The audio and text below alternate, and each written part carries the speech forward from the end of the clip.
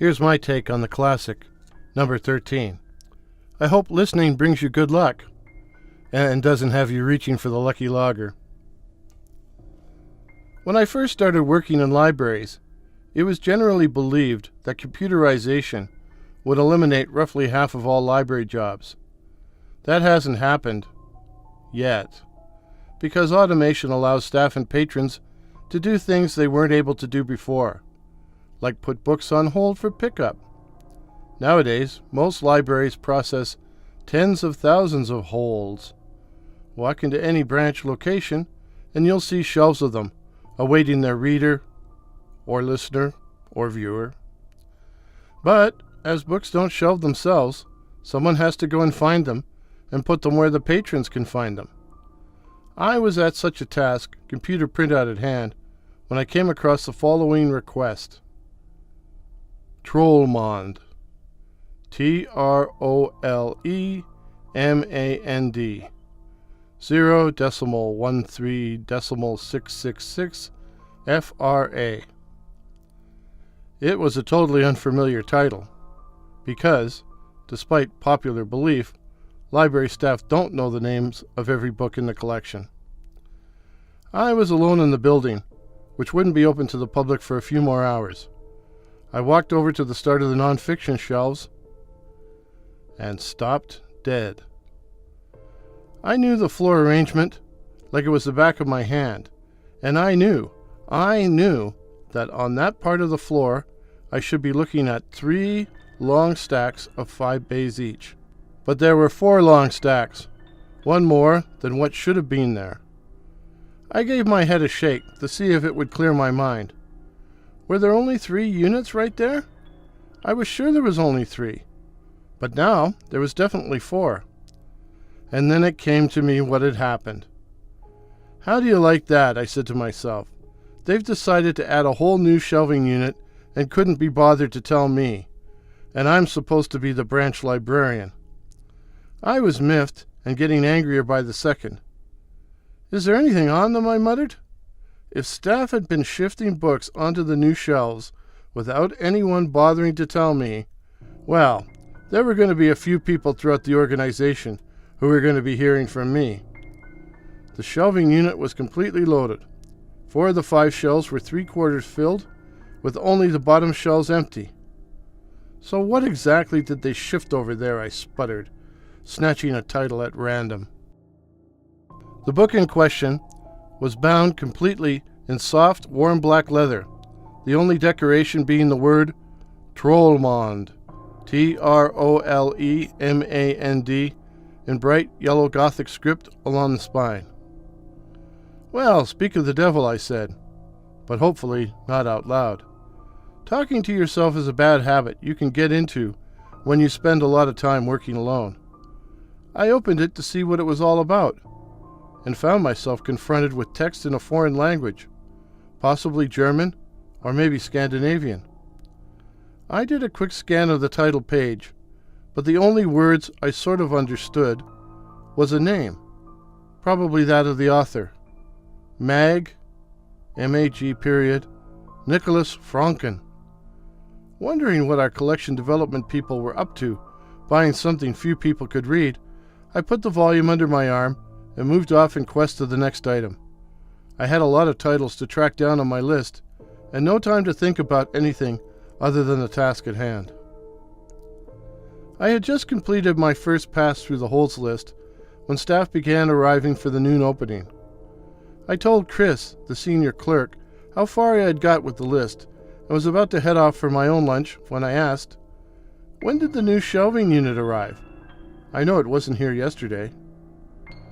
Chris smiled but raised her eyebrows. "New shelving unit?" "Yes, a whole other row, right at the start of the nonfiction, the 001s.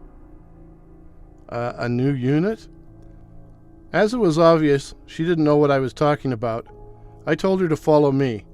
I strode over to the nonfiction, ready to triumphantly point towards the strange new section, but it wasn't there. "I'm sorry," Chris said, striving hard for politeness, "but I don't see anything different." I wasn't really listening to what she was saying. Instead, I was busy counting the rows of stacks. 1, 2, 3. 3 lines of nonfiction stacks. Same as always. Maybe if you ate something, Chris said. I couldn't argue. If I was seeing things, perhaps soup and a sandwich might offer a cure.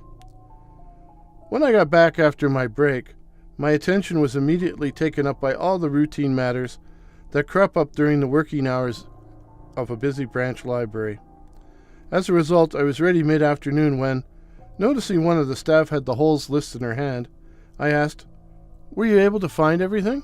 "Oh, yeah." "Say, did you see that strange book, in German or Scandinavian? Heavens knows why collections saddle us with it."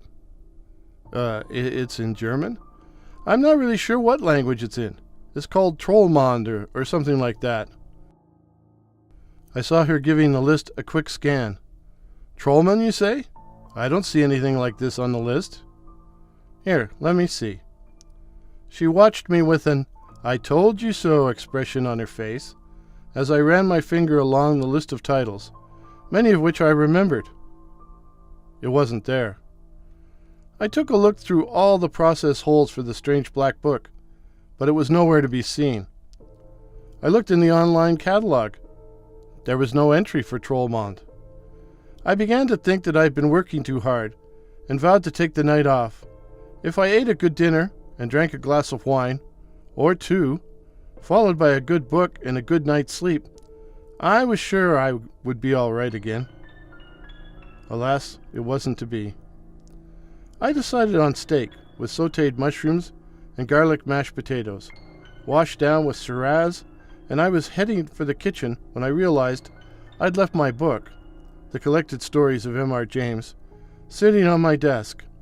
As I was eating alone, a good meal without a good book was simply unbearable, and so it was off in the car and back to the branch. It was twilight when I headed out, and since it was an evening when the branch closed at 6 p.m., the building was in darkness when I arrived.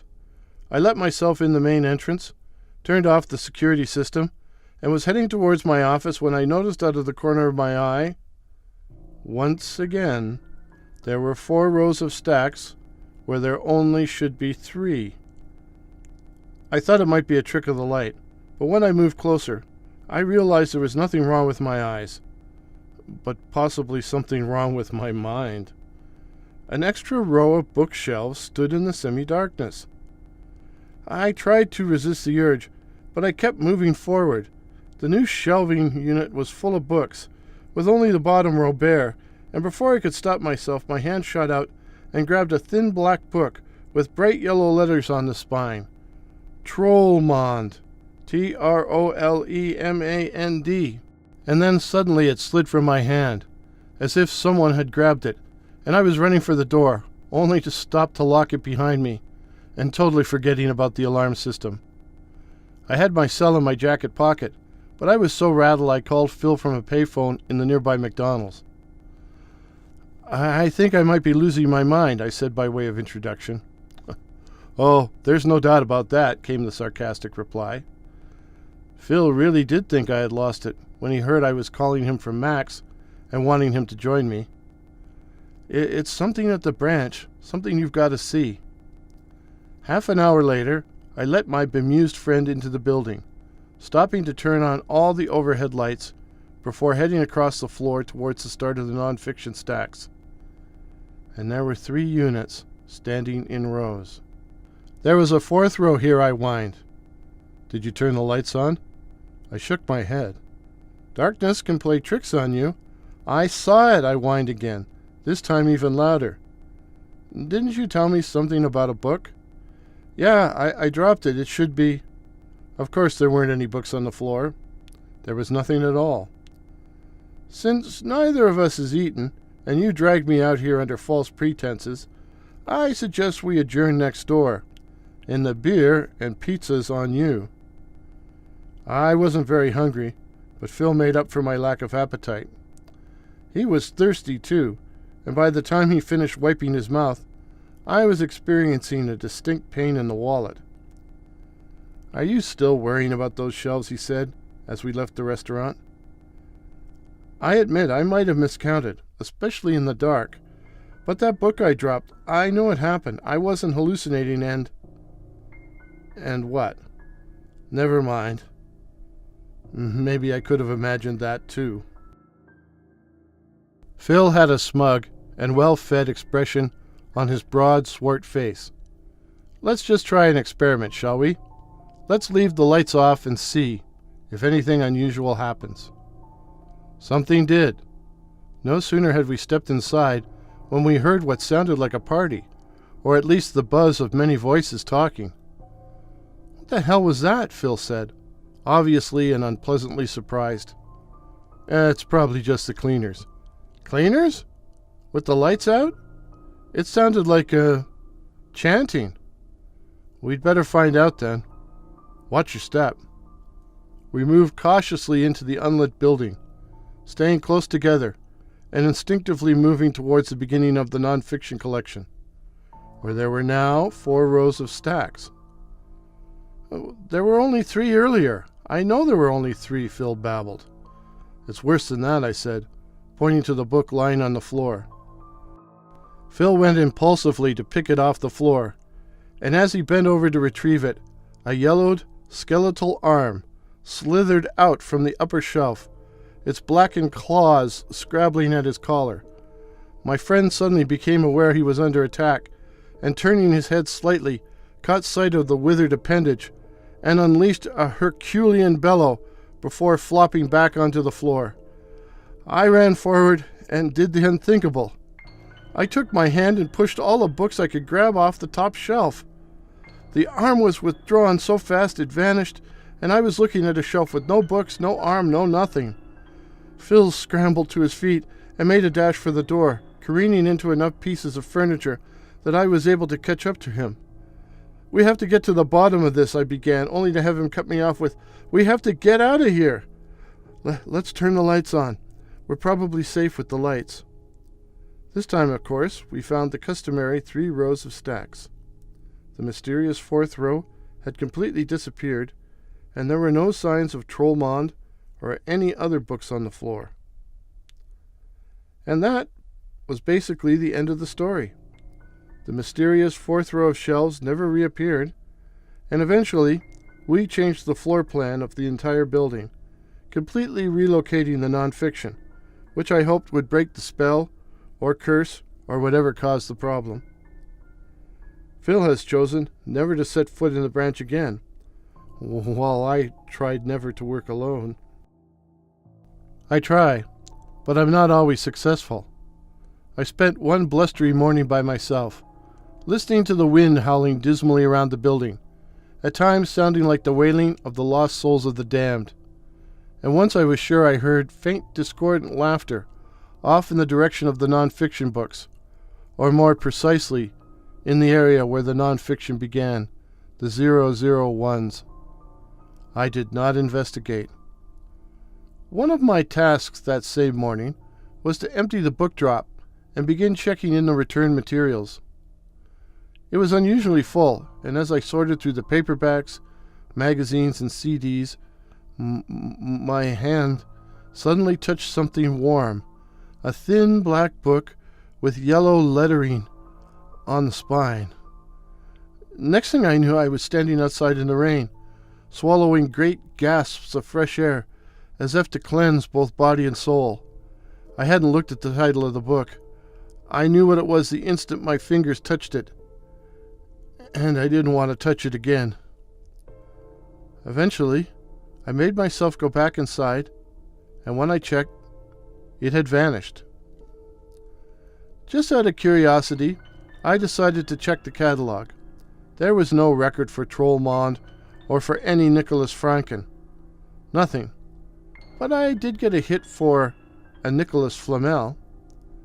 Being a good librarian, I decided to investigate further, and learned Nicholas Flamel had been a famous alchemist who had apparently learned the secret of transforming base metals into gold. He was also a character, along with the infamous Dr. John Dee, in a series of young adult fantasy novels by Michael Scott. Was Nicholas Franken also Nicholas Flamel? If not the same person, was he also an alchemist, one who had gotten himself into somewhat dubious company? I simply don't know, and I don't want to find out. The moral of the story? Library workers should never work alone, especially in the dark.